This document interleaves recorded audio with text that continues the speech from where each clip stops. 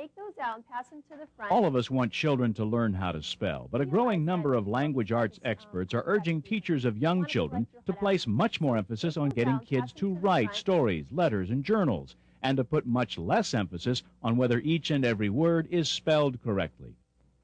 Just keep writing whatever comes to your mind. Okay? Ready? In other words, teachers should allow for the use of what's called invented spelling.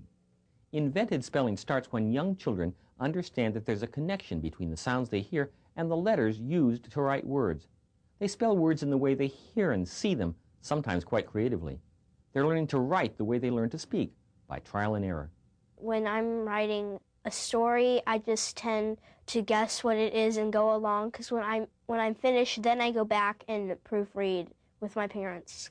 With invented spelling, children explore the language and learn to express themselves. But some parents think that schools seem to accept and even approve of misspelled words. Think of invented spelling as temporary spelling.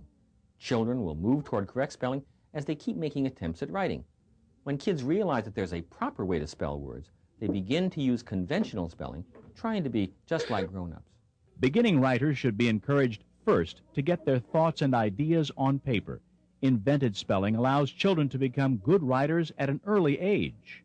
Imagine what would happen if we limited babies to saying only those words they could pronounce perfectly. There would be a quieter world, but babies would have a much harder time learning how to talk.